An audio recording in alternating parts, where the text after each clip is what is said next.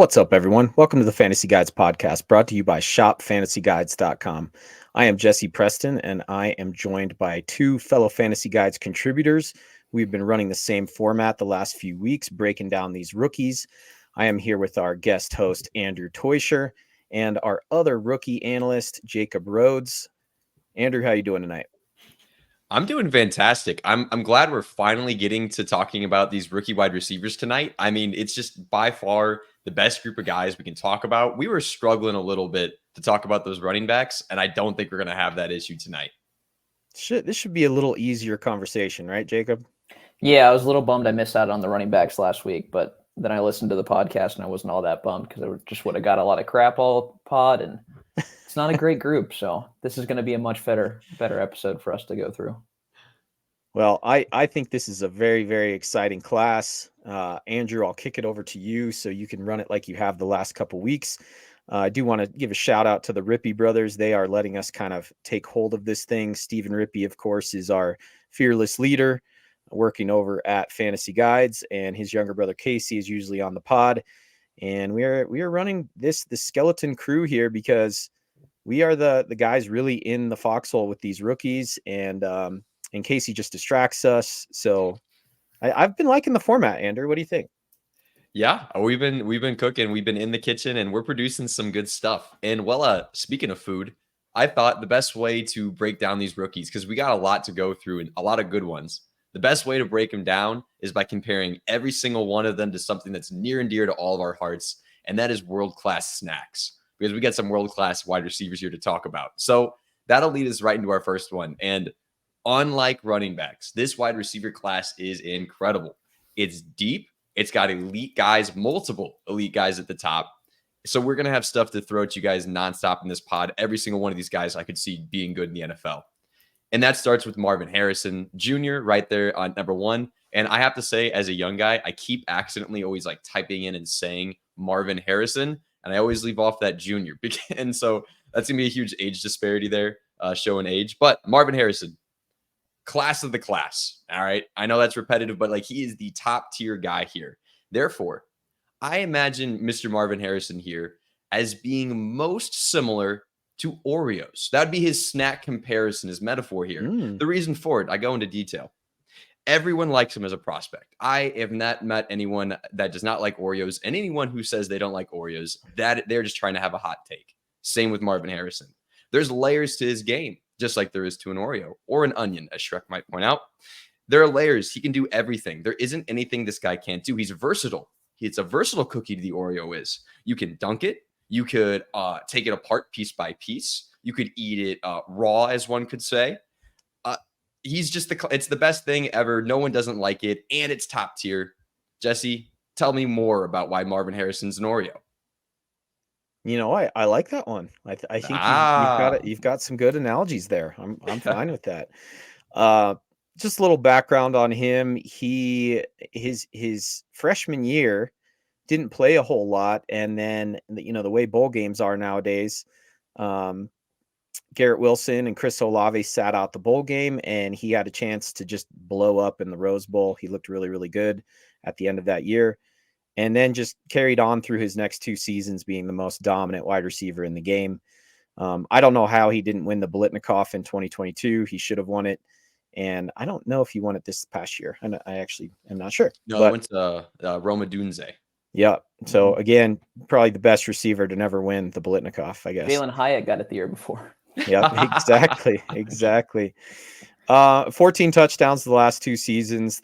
My comp is Larry Fitzgerald. I watched Larry Fitzgerald. You guys are probably a little too young to watch him back at Pitt, but he was just unbelievable. Took a Pitt team and really put them on their back, and you don't see that with a receiver all the time. And this offense really revolved around him, especially this past season. He did not have as good of a quarterback in Kyle McCord as he did with CJ Stroud. So I think he played even better. And the thing that really stands out to me is the body control. I'm not sure I've seen a better guy along the sidelines or in the back, tiptoeing in the back of the end zone, or just making those kind of insane catches with great body control. It really helps in route running as well.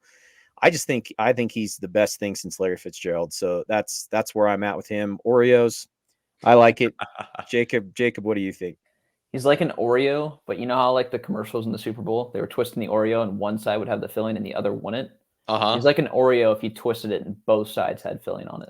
Oh, well Hey, said. like Well that. said. Constantly, Well put. Yes. yeah. I like that. He's a full prospect, and anyone that doesn't have him at 1 is probably just kidding themselves. I've shared my disdain with you guys about Ohio State. That's no secret. But I can't help but have this guy as the best prospect in the class. He's incredible. There's nothing he can't do. Jesse stated it well. I think he's the best prospect we've seen at wide receiver probably since Megatron. Even a better prospect than Jamar Chase. We did those rankings a little while ago on the Fantasy Guides page. He's got it all. Very, very elite prospect. If there's any knocks on him from what I've looked at, he's not someone that's gonna make incredible plays in open space. He usually goes down on first contact, but you got to get to him. You got to make contact with him. So I'm excited to see him play. I just hope he doesn't go to the Patriots. Yeah, that's going to be the scary thing for Mr. Harrison is the landing spot, because wide receivers, like a couple go top 10. But usually it's like, they go middle of the round. And so they go to good teams. Well, Marvin Harrison's such a good prospect. And the next guy we're going to talk about is too, that they're going to go so high. They might land on some pretty cruddy teams like the Patriots, but that's a talk for another pod. I wrote down, this guy could literally do everything. He runs a slant and it's unfair how well he runs it. I said he could pursue a career in Michael Thomas if he wants to, and just be the little slant boy every single year. Because look at the stats I got up here on the screen. 6'3", 205. He's just 29% target share. He's a third-year junior. He was not actually the highest graded PFF college wide receiver this year. Another guy we're going to talk about was actually higher. But yeah, this dude's insane. He does it all. There's nothing he can't do. It's going to be phenomenal coming out of Ohio State. Out of all the guys, this is the best Ohio State wide receiver. Mm-hmm. Yeah, I think that's been consistently said from the coaches and things like that. Marvin Harrison, JSN. JSN was always the next guy. So, as little as he did, he might be a buy low option right now for some people, because I still think that he's going to be phenomenal. Both those guys were ahead of Garrett Wilson and Chris Olave in their wide receiver coaches rankings. So he's great. Quiet guy. I don't know, just does what he's supposed to. Obviously had, his dad, you guys probably missed that, but he's a Hall of Fame receiver for the Colts, playing with Peyton Manning. So he's got the pedigree. I think he's great. Yeah. And to get just more of the dynasty of it, this dude's going to go 101 in 1 QB drafts, and deservingly so. He's going to possibly go as high as second, or shoot even first overall if somebody said at QB.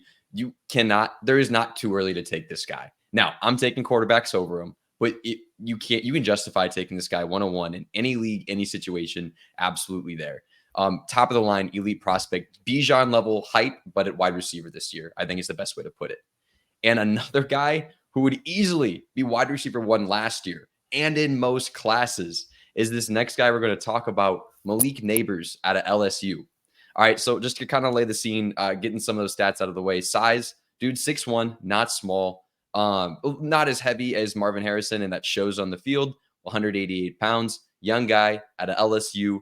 Tell us more about this absolutely electric receiver, Jesse, and then we'll come back to my snack comparisons, because I got a good one for this one. I'm gonna let Jacob start this one, because I like Jacob likes him, I think. I do like him. He's my number 2 in the class for sure. Put up better numbers in college than Odell, Jamar Chase, and Justin Jefferson. So that's pretty good company to be jumping ahead of in the record books there. Special talent. He'd be the number 1 in almost any wide receiver class in the last 10 years, maybe more. He's as good as he gets as a prospect. It's just, I guess, unfortunate for him that Marvin Harrison's in the class, but maybe it puts him in a better landing spot.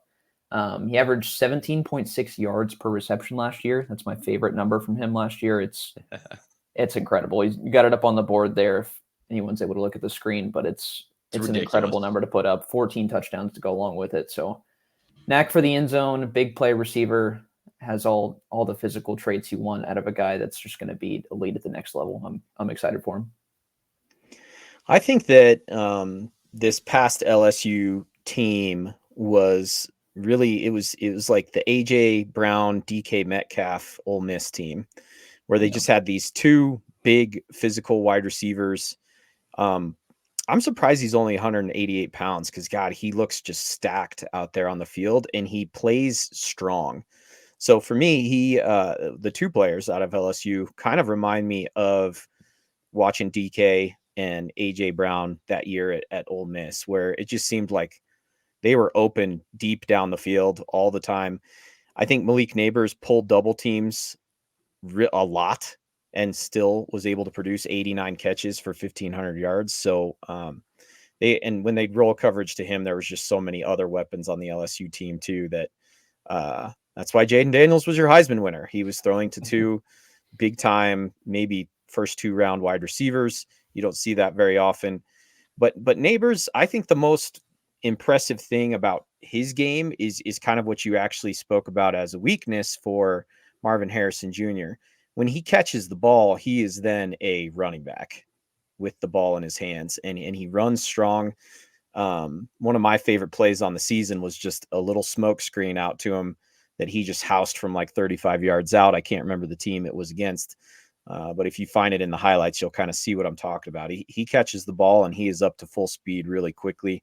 So I do think he's probably going to go to a better team with a better quarterback situation. I am seeing the Chargers a lot in that first round. I don't know if that changes now with Harbaugh, if they want to kind of build that team that way. But that is what I've seen the most mocked very high in the draft. If he falls a little further, there's still good quarterbacks in the middle of that first two. So really like him. Not a ton of holes to poke in his game. I think he's going to be he's kind of a can't miss wide receiver as well. Yeah, and so the comp I came up with him because he's just absolutely insane. So I had to get another top tier snack here. Sour Patch Kids. All right, he is a Sour Patch Kid. And what I mean by this is that one, they're great. They're absolutely phenomenal. But if you have too many, I'm afraid it'll start to make your mouth feel weird or just give you a bad feeling. I'm not sure if it's great if you have too many. You guys ever eat Sour Patch Kids with like it has like this, what is the sour dust, whatever that is on there, and like makes your mouth feel weird? Uh-huh. Yeah, I'm afraid with Malik Neighbors, he's electric. Marvin Harrison has that big body. You could throw the ball his way a million times. Neighbors, I'm a little afraid he's a little bit small. He's not as great just to physically built. I'm afraid that little speed game he's got could, not go as far as Marvin Harrison is. But that's the only knock. He's got great speed. I'm just not sure how far it's going to go when he's up against more physical guys who also have speed in order to catch him. That's my one fear there. So maybe a little bit too much Neighbors in your offense isn't amazing, but you need to get a lot in there. LSU definitely got a lot from it. All the flavors are fine. He can do it all.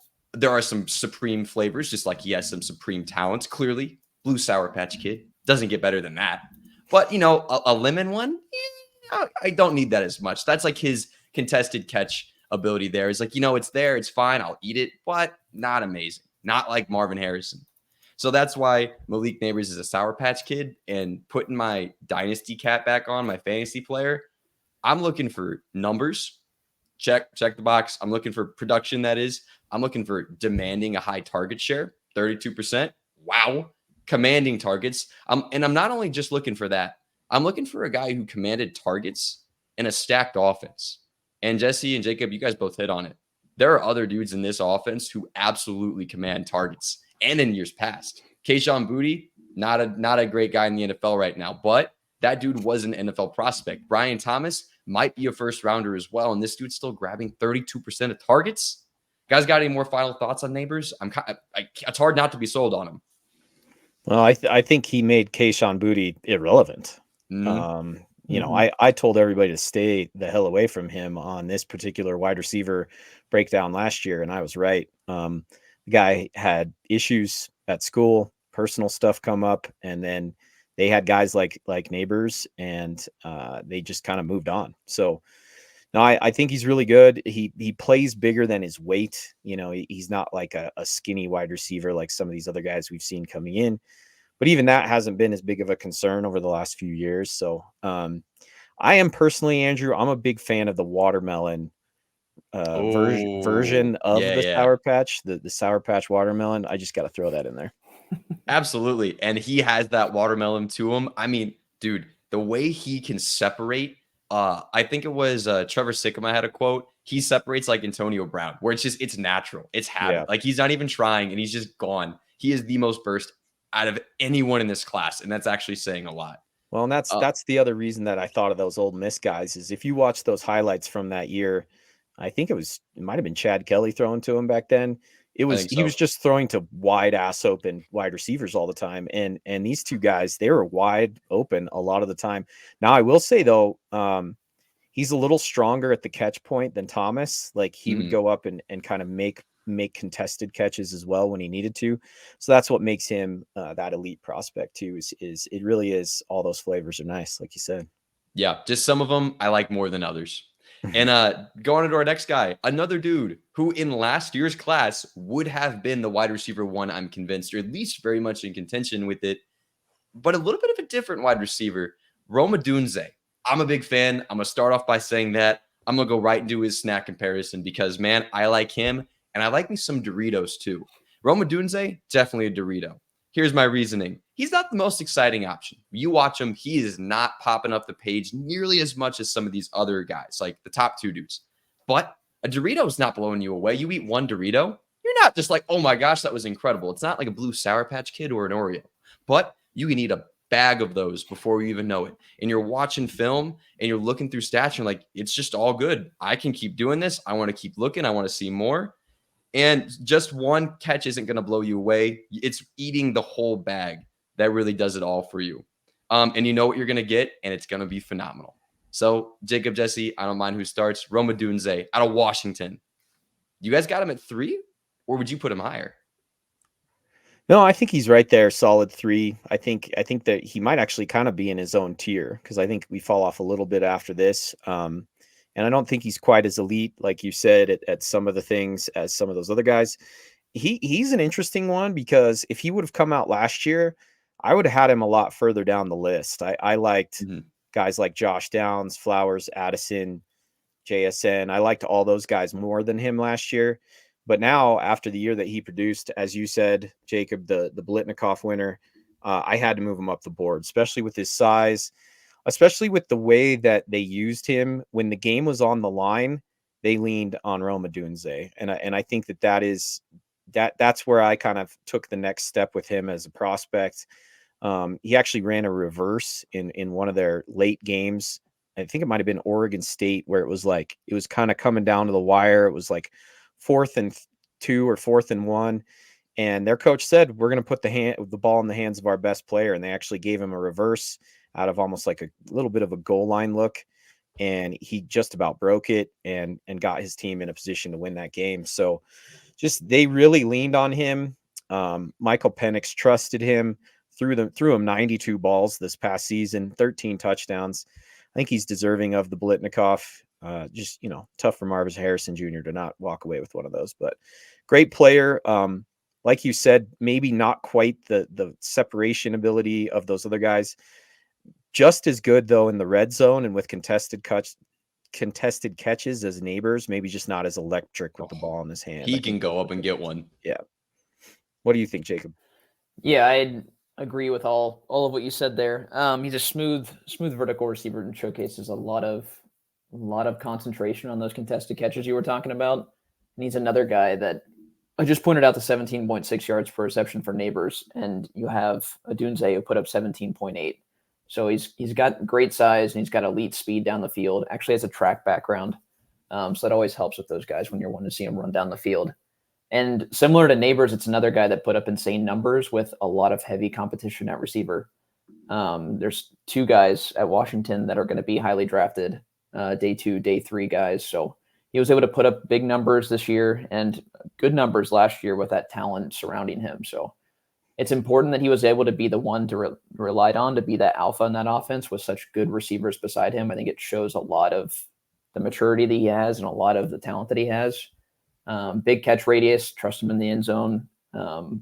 He's got a lot of the physical traits you want to see. So I'm excited for him. If there's any knocks on him, he's not great hand fighting off the line. So aggressive defensive backs in the NFL might expose him a little bit, but I think that's something he can learn from and grow out of. Yeah, and statistically, there's not much to knock on him either. He put up huge seasons. I actually have that target share low. I think that was his last year's target share, but it's up at 26%. So and that is an offense where we, again, just like LSU, he's not just producing in a so-so offense with a bunch of guys who go undrafted.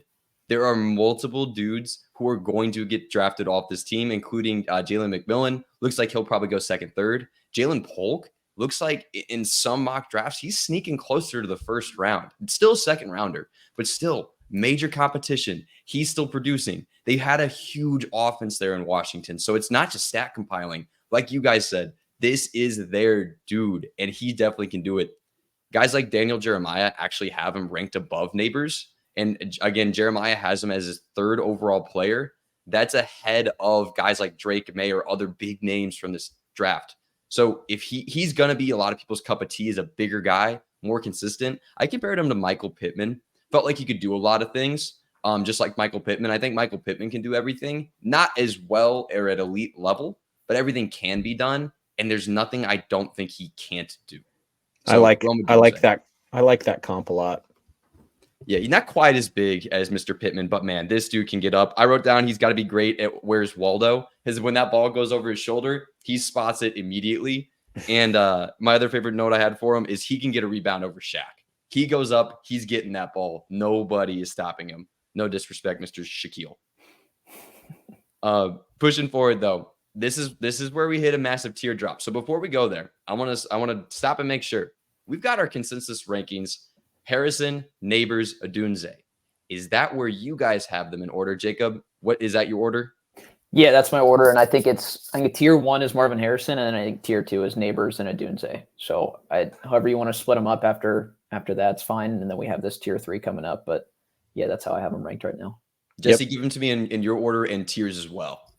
I think same. I think I agree. I think he's close enough to Neighbors that he drops off a little bit. I think Neighbors is clearly 2, but that's kind of the end of the real elite tier. I think if you're looking at just overall dynasty rankings, you'd start throwing in Brock Bowers, you'd start throwing in maybe some other players at other positions before we get now to these next receivers. Absolutely agree. I'm going to see if I convince myself to put Odunze over Neighbors, though. I think that tier is very, very tight. You'll see some other sites actually have Neighbors separating more towards Harrison. But yeah, that takes us out of this elite tier. Now, the rest of these guys, still good, but they just don't have quite the they still have the upside. They don't have the floor like some of these top 3 guys have. And that starts off with us for our rankings consensusly with Keon Coleman. This will probably change. I have to imagine this rest of these guys, 4 through 10, will move around a whole bunch. You check any other website, they aren't going to have it the same as any website you would check in any other spot. And so Keon Coleman, our 4th guy here. I'll get to my snack comparison later. Just laying out the size, 6'4", big dude. He is built at 215. He's a young guy coming out of Florida State. Tell us more about him, Jesse. So this is the athlete. If you're going for athletic upside, then Keon Coleman is your guy. I think that he is raw. He reminds me of George Pickens. That would be my comp. Good comp of kind of where there's a high ceiling and a low floor. We talked about George Pickens last year on the pod heading into the draft. Is he could crash and burn, or he could be really, really good. He's still we don't really know, right? With George Pickens, like how good is he going to be? But you have seen kind of the freakish athleticism enough to get excited. And I think that's kind of what happens with Keon Coleman. Not normal to have a 6'4", 215-pound guy back returning punts. But he was their punt returner at Florida State. They tried to get him the ball. They didn't do a great job, honestly. I mean, 50 catches, 658 yards, and 11 touchdowns. And I think that's why he's a polarizing player in the community. There's people that think he's terrible.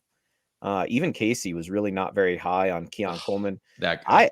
I initially I thought Keon Coleman, Malik Neighbors, and Roma Dunze were kind of all the same player. Now I did, after Casey had some critical analysis of his route running and things like that, I went back and looked, and it's a little raw. It's not quite the same as those upper guys. But yeah, I think it's a George Pickens upside pick, and I think that's why I have him as my fourth receiver. Jacob, what do you think? Yeah, he's the most polarizing wide receiver prospect in this class, probably, because it just of how much his rankings vary between all the sites. He's got that raw athleticism, like you mentioned, but he's a big body wide receiver, and if you go watch some Keon Coleman highlights, there is some catches he makes that'll just put your jaw on the floor. He's a fun receiver to watch, and he's got that ceiling. It's a lot of the reasons you want to draft Jaden Daniels over guys like Drake May, just because the ceiling is so much higher. And that's there with Coleman. He's not the sharpest route runner, like you were kind of alluding to, Jesse, that Casey was talking about. And he's not the best run blocker on the outside. That worries you a little bit for consistency for play in the NFL. So I think situation's going to matter a lot for him and where he goes to develop. But he's got the tools you want. He is a big wide receiver that can make a lot of plays in the NFL, and I'm excited to see where he lands and how he plays. Yeah, Mr. Coleman has a lot going his way. Now, stats are not popping off that little page I have there. 658 yards last year, 798 the year before. Let's contextualize. Florida State's offense, it was bad. I did not realize how disgusting that offense looked with Jordan Travis. I was really convinced they were better, because you also hear that there's another receiver coming off this team who is not on our top 10, but he's top 15. Johnny Wilson. Played with him at Florida State. That dude's going second round. And again, some people even forcing him into the end of the first, if that's your cup of tea. And he also transferred from Michigan State, where he was playing with Jaden Reed, who just popped off this year for the Green Bay Packers. So this dude consistently playing with good wide receivers has demanded a target share. And that's all you can ask for. 25% target share last year. I'm in on that. He doesn't have to put up gaudy numbers. This is why you got to be following fantasy guides and get underneath that 658 yards. It's gross. Didn't hit 1,000 yards, but we're on top of it, aren't we? Yeah, we are. But my snack comparison. Just we're waiting for there. Yeah. Yeah. What's the snack? All right. Well, this one I thought through. There's a lot here, okay? But you mentioned how dense this guy is. So that's the route I went. He's hardy, but he's also got some sweet moves. That's why he's a Snickers bar. All right. All right. So it doesn't take much to realize you got a treat here. You know, you look into it. This is definitely a candy bar. You know what you're getting. This is a treat to watch, a treat to eat. Well, once you get into it, though, there's a lot more there. You get underneath those stats, you get underneath those highlights, and he's still good all across the board. He can do everything. Stretch the field, got it. Over the middle, he's one of the best guys catching, snatching the ball over the middle. Phenomenal. There's a lot there. And versatile, doing all he can. You could eat a Snickers bar as a protein bar. Snickers bars have as much protein as most protein bars. Not like the juiced ones, you know, like the really fancy ones, but like Walmart. Don't let anyone tell you a Snickers bar is not healthy. I'm all in. Keon Coleman, I really do think he could, on the right spot, slide into that top 3 tier. You guys like the Snickers? I do. And I got to tell you guys, this is if you haven't done this before, this is the hottest of hot takes that I've had. You got to try a Snickers and an apple at the same time. You take a bite of the Snickers, and then you take a bite of the apple, and then you take a bite of the Snickers, and then a bite of the apple. My family calls it Snicker bar salad because when you're from the Midwest, everything's a salad and none of it has like lettuce in it. So yeah, it's adding a healthy little bit to your Snicker bar. I'm telling you, you go hunting, fishing, take a Snicker bar and a apple out in the woods. There's nothing better. You just switch back and forth. I gotta ask for that snack. Do you have to double fist it while you're eating it? Oh yeah, Go. Absolutely. Yeah, you got it. Mind the stepchildren. You know. That is cursed. Do not put an apple anywhere near Keon Coleman. Leave that guy alone. Let the Snickers bar be a Snickers bar. I love that Midwest salad thing though. That is absolutely correct. But pushing forward, Keon Coleman, great prospect, love him. Another guy, I don't see as many people quite as high as him. As Jesse, is this a guy you're big on, Mr. Xavier Worthy? Yeah, so I'm higher on Worthy than a lot of people. And what's interesting is I've always really liked Xavier Worthy, and then I was kind of like, man, I don't know, he might be too small. He's really thin. And then we saw Tank Dell blow up this year, and so players like that, Devonta Smith, Tank Dell, these smaller, thinner wide receivers that he's got the quicks, and he gets behind coverage. It doesn't really show up in the stats, which I'm not sure why. You know what? Actually, I am sure why. If you watch Texas, they turn and just throw him the ball 0 yards deep. Um, everybody has a different name for it. Tunnel screen, flash, all these different things. So he is going to have some 4 yard receptions because they just turn and throw it to him and see if he can go make a first down. So I think that drags that average down a bit. But if you watch his highlights, he gets behind coverage. I think the reason the touchdowns went down is they added a big time receiver that is actually might get drafted in front of him in Adonai Mitchell, transferred over from Georgia. Same thing. This is where there's a ton of variation now. Somebody will fall in love with these guys, and we'll see one of them kind of skyrocket up. But for me, it's when you're talking about fantasy, the reason that we liked Zay Flowers, for instance, is because when the ball's in his hand, he's electric, and this guy is going to be fast. I think he's going to run really, really fast 40, and it's not it's not an empty 40. The guy runs well in pads too. So I like him. I might like him more than other guys do, if that makes sense. Like, Jacob, what do you think? I am one of the guys that doesn't like him as much. I have him at 7, but it's hard not to like him. It's hard not to like most of the receivers in this class. So you're really splitting hairs here, but Worthy might run the fastest 40-yard dash in this class at receiver, which is going to say a lot, especially for his build. He has that slight frame that we're no longer scared of, but that's the only knock you can really throw on him right now. So he may not be able to consistently win on the outside in the NFL, but again, we're seeing guys like Tank Dell and Devonta Smith with those slighter frames excel, and more so recently than we ever had before. He finished his 3-year career. We mentioned the stats, but this is good here. So he finished his 3-year career at Texas with the 4th most receiving yards and 3rd most touchdown catches in program history. Yeah. So while the numbers might not pop off the screen, he was still putting up big time numbers over a consistent period. And it was good enough for him to head over to the draft early. So I'm excited for him. That target share at 30% is exciting as well, especially with Mitchell coming in there. It didn't bother him too much. He still produced. So he's another guy that's probably going to go round 1 and is going to be exciting to watch the next level.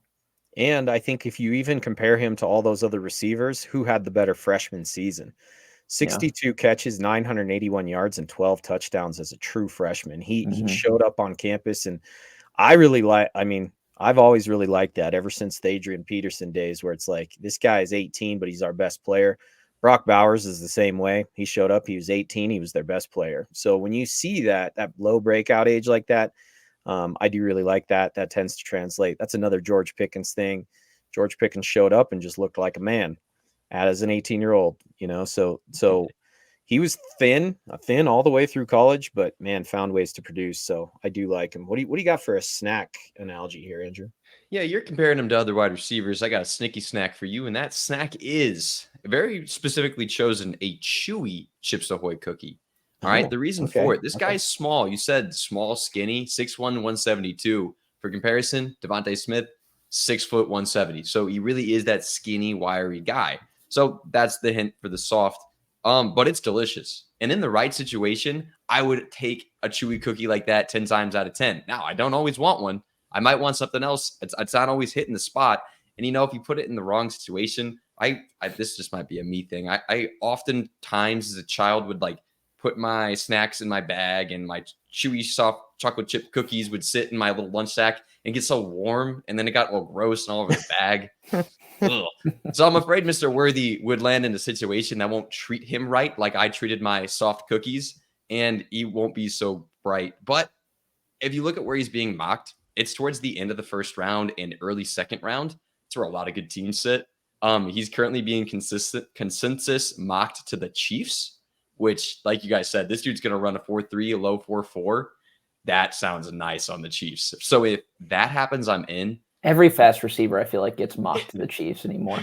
That's exactly what if you've got speed, you're going to Kansas City. Hey, and I think the Bills could use him a lot too. But that's again another pod. We'll talk landing spots.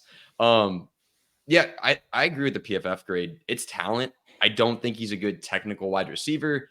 And PFF grade in the past is very, very telling. It's going to be a big thing I'm watching this year to see if it tracks again. You can check out last year. PFF was super high on Puka Nakua and Tank Dell.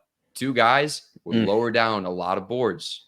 So that kind of scares me off a little bit. I have not seen that 68.9. So that is alarming. So yeah, definitely sours the taste of that cookie. It's a little bit runny and smeared now. So I actually dropped him below some of these next guys we're going to talk about. And this guy is a lot of dudes' dude. Like, you're going to see a lot of guys planting their flag on this dude as their guy who could sneak up into that top 3 tier. And that's Troy Franklin out of Oregon. He had a massive season last year after a pretty good sophomore year. Really tall, kind of skinnier, still very young and still very exciting, would be high up in other drafts. Jacob, I'll let you start with this one. What are your thoughts on the old Oregon Duck with their million different uniforms? I'm happy to start on Troy Franklin because I'm having a hard time not making him my 4th receiver in this class. I'm a big Troy Franklin fan. Another guy with that slim build, tall guy, lanky guy, but he's got elite speed and he's a versatile playmaker. I like that he improved every year in college. Freshman year was obviously he didn't play a lot, but 2022 to 2023 was a big improvement. I love seeing that from guys. He's electric deep threat. So I'm excited for him. The speed's there, the target share's there, the PFF grade's there. He checks a lot of boxes, and he's just a fun guy to watch on the field. Jesse, what you thinking? Yeah, I mean, I think he's right in that 5, 6, 7 range. Again, just kind of depends where you want him. I could like him more than Xavier Worthy based on landing spot. So at this point, and we're going to list off maybe like 6 guys. I don't know which of these 6 guys is going to be the end of the first, early second wide receiver. I know it's going to happen. One or two of these guys are going to get taken, and I like all of them enough that I'm probably going to slide that guy up. I don't know why this guy just didn't quite pop as much in actual just watching games. I will say if you watched the last Washington-Oregon game, it was a little bit of a shootout between Franklin and Dunze, but there's another receiver at Oregon that chose to go back to school that was almost the more electric of the 2 guys. So yeah, I don't know what it is. He does have a light frame. He's considered an average blocker. And you do see him turning and running before securing a catch every now and again. So, some dropped passes in there. I don't know what it is about him, because I think that he could go very high and then I will be back in on him. But I had him lower than Xavier Worthy because he just doesn't pop quite as much off the page during just watching a game. But the numbers are great. The size is great. He's going to run fast, like Jake said. And I think he could go, if he goes as the 5th wide receiver, I will get back on the bandwagon. But yeah, and he may even go as the 4th wide receiver. We will have to see. Like I said, this is where all of these guys, it really there's a lot of variance in where they go next, but none of them am I really like out on. So yeah, let's keep going. We're waiting to find a bad wide receiver. We haven't found any yet. Hey, yeah, we're not going to find one for at least, I don't even know if find one this pod. But Troy Franklin, again, he's skinny. He's got a lot to him, though. That's why I think Troy Franklin's a slim Jim. Now, this might have just been easy pickings because he's so skinny, but he can do everything. He's slim, but he's got a lot to him. There's a lot packed in that little skinny build. He can fill out a lot of roles in your wide receiver room, just like a slim Jim. It could be the protein of your lunch. It could also just be a little snack on the side. So we saw that he's 6'3". He can stretch the field with his elite speed. He works over the middle of the field well. He's good in zone, I can't say that for a lot of guys.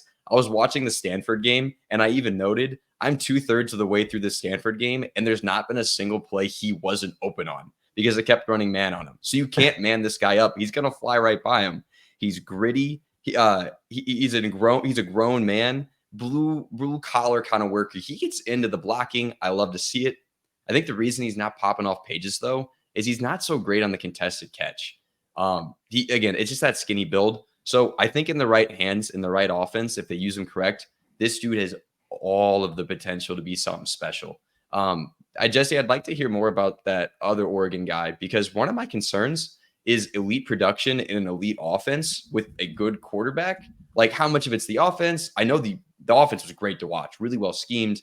Bo Nix is obviously going to be a borderline first rounder, but I didn't have any other guys of note that are getting drafted this year. So that other Oregon guy is pretty talented. Yeah, he's the kid. He lived with. I got to look up his name real quick because it's escaping me. But he lived with Bo Nix. Essentially, Bo Nix's family ended up adopting him, and where Tez Johnson, and Tez Johnson is not big. He's 5'10", 160 pounds. So I think that's why he chose to go back to school, maybe thicken up a little bit. But, I watched games where Tez Johnson looked like, if I was designing a defense, I would be rolling the defense to where Tez Johnson was. And so that's not like a huge knock or anything, but if I'm poking holes, this little tiny Tez Johnson guy was the guy. Maybe it was because they were rolling coverage Troy Franklin, so Tez Johnson was open all the time. I don't know, but he transferred from Troy to Oregon, ended up being adopted essentially by the Nix family and kind of turning his whole life around. So that's a story for next year's class. We'll see how high he comes up on there. Yeah, that's actually a big data point for me. Now that I look at it, I was looking through PFF grades, like I was saying, and Tez Johnson he's the 10th highest graded receiver whenever I, weed out the guys who barely played. So really high grade PFF. So good spot there, because that's a big data point for me. Troy Franklin also missed time at Oregon. I know I watched some games where he wasn't available. So I that gives me red flags sometimes. But yeah, like I said, if he's the 5th wide receiver, I think I'm right where Jacob's at. I'm going to be excited. If he's the 4th drafted wide receiver, I get it. So Slim Jim's good. I like Slim Jims. I think that's good. Needs to go in the right spot. A good pairing with a Slim Jim as well. You can't pair a Slim Jim and a Snickers bar, right? Like you gotta have a good cracker or chip or something going with that. So hopefully he lands at the right spot, and then I'll be more excited. Absolutely. Any final thoughts on your guy Troy Franklin here, Jacob? No final thoughts. Landing spot's going to be really important. I think we're going to see that kind of. It happens every year, right? In the later rounds, those late teen rounds where it's wide receiver. One team takes them, and everyone's like, all right, it's time to grab these guys. And it kind of happened a few years ago with, when Rager went and then Jefferson went. So hopefully Troy Franklin's that guy, but we're going to see that this year for sure. And it'll be exciting to see where he lands. Well, you mentioned Jalen Rager, and here's a guy that's built like Jalen Rager. Absolute insane athlete, Brian Thomas. He might have the most exciting film to watch. I guess it's a lot to say, but just the way he moves is so different at 6'4", 205. This is a dude, again, I'm a big fan of Daniel Jeremiah. He's not the only one who's rising this guy up his board, putting him ahead, getting really close to those top 3 guys. Brian Thomas, a lot of talent out of LSU, competing with Malik Neighbors, tall, skinny man. Tell us more about this tall, skinny man, Jesse. Well, in our averages are kind of changing as Steven brings in more, DLF, Jacob, Andrew, Jesse, all these things averaging out. We've got Brian Thomas up to our 5th wide receiver now, right behind Keon Coleman and before Troy Franklin. So if you you watch Jaden Daniels highlights, and every single touchdown pass is just going to either Brian Thomas Jr. or Malik Neighbors, and they are always behind coverage. And that's why, again, I just keep going back to this Ole Miss thing. He's the DK Metcalf to Malik Neighbors, AJ Brown, and he's really good. The only thing, this is like the worst analysis ever, but he looks like Terrence Marshall Jr., and that guy has been a giant bust.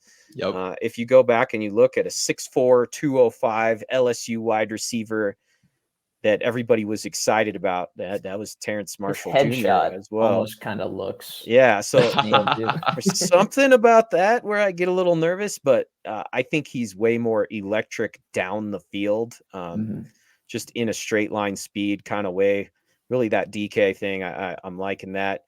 And these guys may not be quite as thick, but I don't think anybody was as thick as AJ Brown and DK Metcalf coming out. I don't know what they were.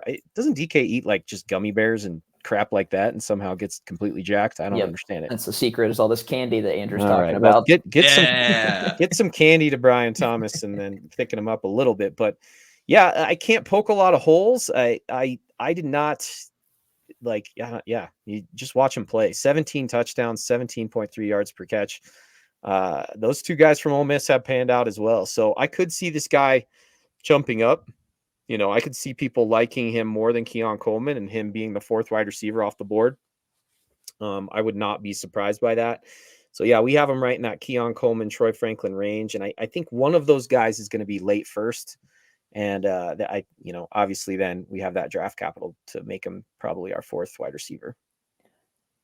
Yep. I'm excited for him. He set a historic mark at LSU too. I mean, with the help of Jaden Daniels, of course, but with Neighbors on your team to be able to set those historic marks with all of the talent that's gone through LSU, it shows a lot about the talent that Brian Thomas has. He's got solid size. We'd like to see him put on a little bit more weight, but the height's there, and he can make those plays downfield. He racked up 17 touchdowns this year, so we know he's a great red zone threat. Averaged over 17 yards a catch, so we know he can make the plays down the field. He's also a twitchy receiver who can change directions with the best of them. So I like seeing that from a guy. He's a fun guy to watch.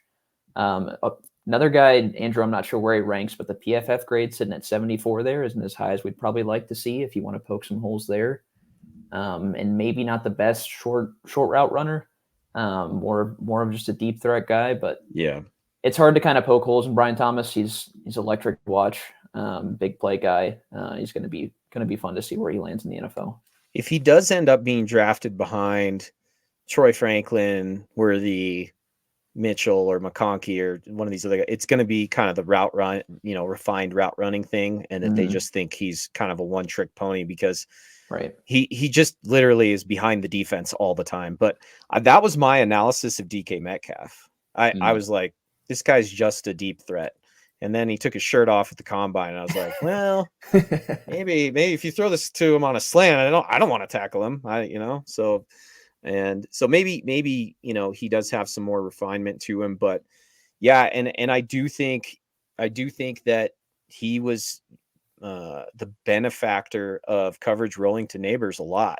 Mm-hmm. You see him generally, if you watch the two films, you'll see the coverage kind of rolling to Neighbors and Neighbors having to catch the ball and get hit. Neighbors having to catch the ball in traffic. Brian Thomas is just running wide open all the time. So it's like, yeah, we do hope that he's, more refined in his route running. I think that's something that hurt Terrence Marshall at the next level, because I think he was just kind of a run deep or catch a fade ball kind of guy. But yeah, we'll see what we get. I do think that I think that there's some DK AJ Brown stuff going on there.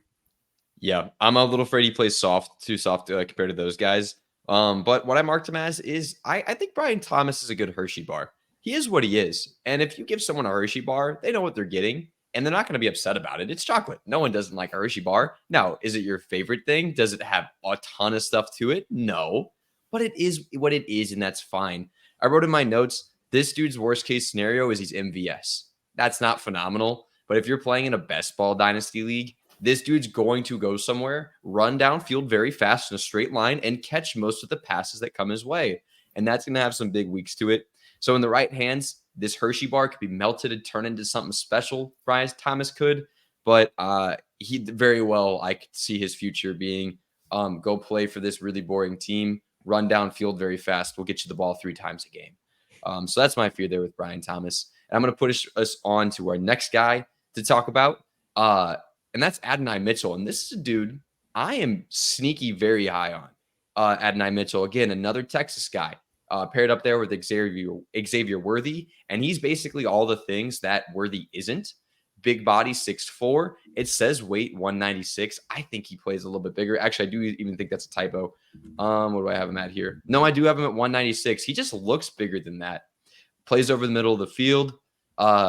Jacob, why don't you start us off in Mr. Adonai Mitchell? What do you think of the bigger guy here out of Texas? Yeah, I like Adonai Mitchell. He's a more physical receiver, athletic guy. He's got that lean frame. He's got strong body control, excels at tracking that ball down the field. So it's stuff that you like to see. If there's any knocks on him, it's that his speed's not maybe elite, and he's not necessarily great after the catch. But that frame makes up for it, and his ability to track the ball down the field makes up for it as well. So I like Adonai. I have him. Let me see where I have him at now. I have him down at wide receiver 10. Jesse, where do you have him at? Let me look. I think that I have him as, what does that look like? 8. I think I have an 8, 9, 10, kind of in that range. It's in that sort of next tier of guys, I think. Yeah, I think so too. Another guy, huge variance. Mm-hmm. You see him going as a first rounder sometimes. Sometimes he's a third rounder. So not really sure. We'll have to kind of see what coaches think and what they do. Little background on him. He actually started his career at Georgia, helped to win a national championship there, caught a deep ball in one of the national title games as a freshman. And I was like, whoa, who's this guy? Ends up finishing out his career at Texas, had a great relationship with Steve Sarkisian, moved over there with him. He also, you'll see him as AD Mitchell, if you ever hear anybody saying that. I've seen it shortened sometimes. So if you hear that, that's the same guy, Adonai Mitchell, AD Mitchell. He's really good. I don't know. He at Texas, he would specialize, definitely red zone specialist, throw him a fade ball once they would get down to the end zone. So I think he ended up stealing some of those touchdowns from our boy Xavier Worthy. And I like him. I think that he's good. I think that, again, landing spot is important. I don't know if he's like number one command targets on an NFL team type of guy. But we'll see. I really like what I see because I think that he is really ready for this modern NFL that likes to go a little more condensed nowadays. Now, I know like we think the last 10 years, spread guys out wide, run fast, quick dudes. I think we're seeing a transition to wanting some more possession receivers, and that's what Adonai Mitchell is real good at. He has the best hands in this class. You're talking about picking a ball out of the air. Nobody in this class does it better than Adonai Mitchell. And honestly, like I know it sounds stupid. My two favorite things I like seeing in a guy is can he make a wow play and can he make the hands there to make every catch consistently. He's going to work over the middle of the field. And for me, compared him to a little bit of trail mix, Mr. Adonai Mitchell. Now, it can't fool you. This isn't going to be the sexiest of snacks. He does not have the speed to fly off, the screen and really impress you. So you're not going to trick anyone telling them it's a candy bar. However, he can do a lot of things and be a lot of things and do a lot in the NFL field. A bad trail mix is absolute garbage. You put Adonai Mitchell in an offense like the Rams, where they're going to use him over the middle. I think he could be something real special. He can do it all. I think he's one of the better route runners when he wants to be. I think he's lazy at times. I just see him like loafing. I don't know what it is. This dude made some huge catches in the Washington game for the semifinals. I like me some Adonai Mitchell, but I'm going to push this forward to talk about this next guy, and a guy I think, Jesse, you've mentioned you've liked before, Mr. Xavier Legette out of South Carolina. Not huge, but definitely densely built. And the biggest thing about him that makes him different than everyone else, all other guys we've talked about to this point are juniors. This is a fifth-year senior. Tell us more about Xavier Legette, Jesse. Well, and he has a higher PFF grades than all those guys we just talked about. So that's a little feather in his cap. He'd be fifth in this class, but the guys we just talked about, yes, he's pretty high up there. You know what I mean, though? Because we've been going through a lot of 68s and 78s and this for sure 82.5. Watch the highlights and tell me that you don't like what you see. Now, my fear is I got really excited about a South Carolina wide receiver named Pharaoh Cooper years ago and drafted him, and he did nothing for my dynasty team. But Xavier Legette, there's one specific game where I don't know, maybe the DB blew out their Achilles in the middle of the play, but he caught 2 touchdowns, and they're back-to-back if you watch his highlights because it's against the same team, where he catches the ball and the DBs are either ahead or even with him, and then he's 10 or 15 yards ahead of them as he crosses the goal line. I don't know. Maybe they just gave up, but I have never seen that kind of catch and separate, that acceleration of once you have the ball in your hand. And so it makes me very excited. Now, was it just 2 freak plays and we're not going to see it materialize into anything in the NFL? Maybe. But for me, with the size and the thickness that you have and the fact that he just separates once he catches the ball, there's a lot to be excited about there if he ends up in a spot where he's going to see time early. It's like he can take a slant and just house call it. So I like him. I like him probably more than consensus, and we'll see if he falls in the draft. Then, maybe I got too excited about some highlights, but he was definitely Spencer Rattler's number one target at South Carolina, and I think he's an exciting prospect. Yep, I've got him just ahead of Adonai, so at 9 there. He's a very reliable wide receiver. I thought that he was consistent this year with Rattler. He was able to be trusted. He's got that bigger frame, so he's a target you can kind of go towards. And then he's got that acceleration and top end speed. It's another guy in this class that's probably going to run in the 4.3s, maybe low 4.3s. Not sure how much weight we're going to put on the combine still, but those low 40s we like to see. And I think we're going to get that out of him. The only knock it is that he's already 23 years old. He is that 5th-year senior. And I do think that's a note to the PFF grade against these juniors. They put some weight on the intangibles, that stuff that the older guys like to do and the younger guys aren't doing yet, like the pass blocking and the kind of moving behind the line of scrimmage that an older guy like Xavier Legette is focused on and is used to with his years of experience in college. So that might be why you see the PFF grade a little bit higher, but he put up some great numbers in South Carolina with Rattler, and he's going to be an exciting guy to watch at the next level. I don't like him. Not a Xavier Legette guy. My snack comp for him is Ritz crackers. He's fine. He's there. I'll take him if he's there. I'm not like trying to throw him away. He's not a moldy cheese, but I am not going to go out of my way to get me some Xavier Legette. Dude, you got to put up some kind of season before your 5th year.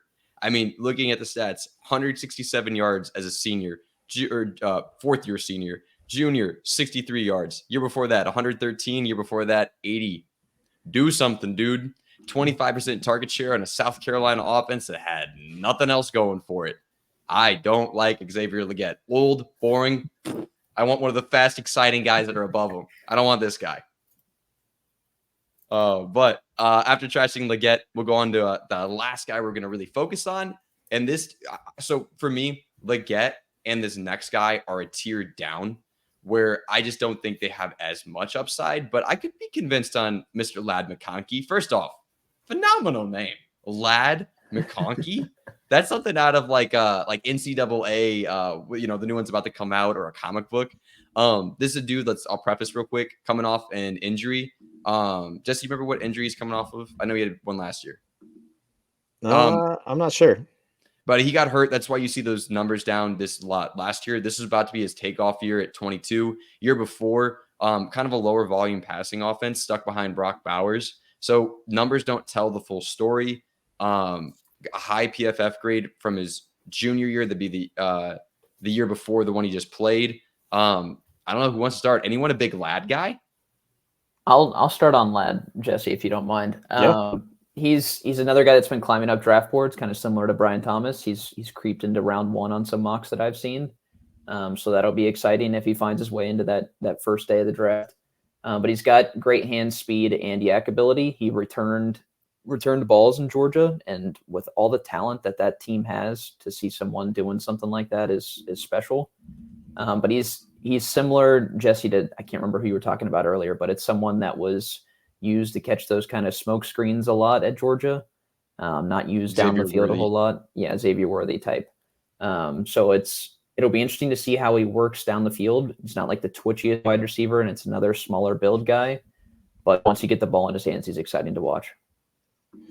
So the case for Ladd McConkey is he's a 3-star quarterback out of Georgia that goes to Georgia, and even in his first season, what do we got here? 31 catches, 447 yards, and 5 touchdowns as a true freshman playing wide receiver for the first time ever. So he apparently was like a one-man wrecking crew in high school, and Kirby Smart liked the potential there and brought him over and said, we're going to make you into a wide receiver. This is a team with Brock Bowers, and Adonai Mitchell was also there.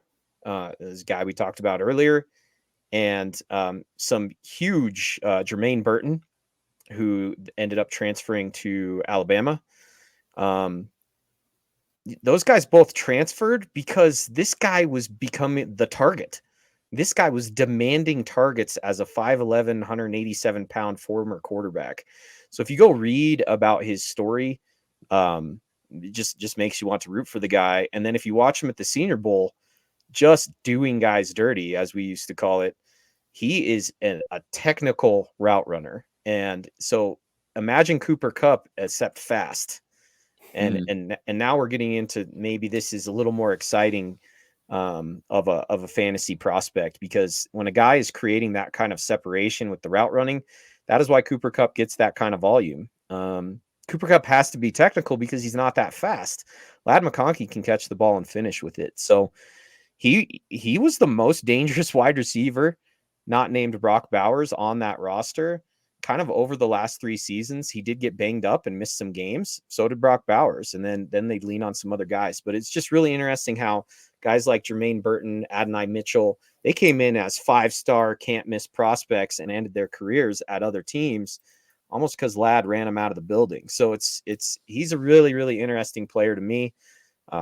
I liked him, and then he went to the Senior Bowl, and now it's like, man, maybe I really like him. Maybe this is kind of, seeing what our boy at the Rams, Puka Nacua, did last year, where it was kind of like, this guy's really technical. He, like, his body control is really good, really powerful hands. Maybe he'll be good in the league. There's some of that vibe where it's like, maybe this guy's being overlooked a little bit. But when you start seeing mocks pushing a guy like this up into the first round, that's pretty exciting for him. I don't think he goes in the first round. I think he goes in the second round, but I think he could end up on a really good team. If he ends up on the Buffalo Bills or something like that. I mean, I think that would be really exciting to put a super technical route runner into an offense like that. So, yeah, let's see what we get, but I'm really excited about him. And I think, dynasty draft folks that just look at stats are going to go 30 catches, 2 touchdowns. I don't need this guy. It's like, okay, I'll take him, because I think that he could be electric. Yeah, I like you said, because of those stats, he's going to slide in under the radar, unless he gets a massive landing spot, where I could see that definitely happening. I called him M&Ms. I said these little bite-sized sweet pieces. You see a whole bunch of. He stacks a lot of plays together. You're definitely not going to trick me into seeing this dude as some giant, delicious Milky Way bar that just is everything, and it's sexy and it's amazing. He's a good slot receiver. That is what he's going to be in the NFL. I don't think he has the top end speed to stretch the field as a Z. And he's definitely not big enough to mix it up as an X receiver. So he's going to go right nice into somebody's slot role. And I think in the right offense, it's got to be high volume. I think he's going to do really well. Big difference between him and Cooper Kupp, both good route runners. Kupp's a lot bigger. I think he's got like 3 or 4 inches on him and a lot of weight there too. But you're right. I think he's much burstier. I don't think he has quite the finishing speed to really take a top off a defense. That being said, though, all these guys. So I'm going to recap 1 through 10, what we had in our last post, at least regarding these guys. This was our order. We had Marvin Harrison 1, Malik Neighbors 2, Robin Dunze 3. And again, that's a tier, not necessarily like of that. We can separate them within that tier, but that's like the guys you're excited for kind of tier. Like, they're going to hit. Then the rest, we have Keon Coleman, Xavier Worthy, Troy Franklin, Brian Thomas, Adonai Mitchell, Xavier Legette, Ladd McConkey.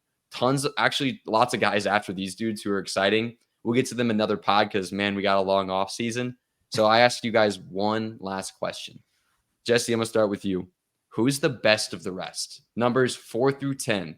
Who is the guy for you who is number 4 and you think has the potential to sneak up into the top 3 and be something really special in fantasy football? So you're saying of the guys that we talked about, or of the guys that we haven't talked about? Do you have someone on this list who you think you could have at 4 and could really be something special and sneak into the top 3? I'm talking 4 through 10 who we talked about mostly. I think that, athletic upside, like I said, early in the process, Keon Coleman, Malik Neighbors, and Rome Odunze were all neck and neck for me. And then it was, not as exciting of numbers, raw, all of those things. I think he's kind of a freak. So I'm really looking at it like the George Pickens thing, where it's like, he was very much the same. He sat out like an entire year because of an ACL. We don't know really what we're getting. But man, when you look at the highlights and the athletic ability, there's something there. So he's the one that I think could be really sneaky, and people think he's terrible, but I think he's still kind of a sleeper, even though he's up there real high. And then Lad McConkey, I think Lad McConkey, as I just said, slot wide receivers can be great fantasy players. We've seen it with Tyler Lockett through the years, that guy just, and maybe that's a better comp for him. That's a good comp, because Tyler Lockett is a very technical route runner and a smaller guy, and still finds ways behind the offense, behind the defense, I should say. So I think those are my two kind of Hail Mary picks, I guess, out of this. And then the ones that I would be maybe the most nervous about would maybe be Brian Thomas Jr., because it's just like a vertical thing. And that's all there really is. And then I think kind of the next tier of wide receivers, I have some concerns about some of those guys as well. And then Xavier Legette, I think you guys were right to say, to kind of call out his production and how it just took a really long time. I don't know the backstory there. I'll have to go look into that a little more. I will say, Andrew, I have a lot to say about many more wide receivers. So are you saying you're going to give me a whole nother pod? You gotta hold them. I mean, right. Jesse, we gotta talk tight ends next week. So maybe we do time. Maybe we do second tier wide receivers and tight ends, because I don't think we can do a full hour on tight ends. So let's pick it up next week, Andrew, with some of these other receivers, because I have some giant red flags in the next tier. So I have some like full on avoids, and I have some value picks in that next tier. So I'll bite my tongue. I found my Puka Nacua for next year. All right. Not out of this top 10, further down? Further down. I have a lot of trust in Jacob after the I'm taking Puka as my guy, writing an article, and then he breaks the record for rookie receptions. So yeah, let's tease that out, Andrew. We'll keep talking receivers and then kind of transition into tight ends, because I got more to say. Absolutely. Yeah, and Jacob, send in suggestions, listeners. If you are anyone who hears this, send in suggestions for stuff you want to hear about with these rookies. We can make whole pods about it. And we're going to finish off with Jacob and I's. Who's your guy? Who's your fourth guy who you think could sneak up into the top 3? Troy Franklin's my guy. I know he's not as exciting to Jesse, but I love the speed. I love the playmaking. I'm not worried about the build. And I think he's just an electric deep threat. So he would be my guy that can kind of jump into that next tier that we talked about. Yeah, and I think landing spot, I could get on board with you too. It's not like I don't like him. It's just, right. I mean, we're kind of splitting hairs with where do I want to go with these guys, and that's why maybe it's more about kind of understanding that this is a really, really solid wide receiver class, and incredible. It's, as you heard, going 10 deep, we couldn't do that last year. Yeah, we were like 3 or 4 deep, and I was going, I don't like Hyatt as a technical wide receiver. I just don't think. I think he was a product of the system, and so there was stuff a lot more like that where we couldn't go 10 deep, and then you got Andrew and I excited for 10 more.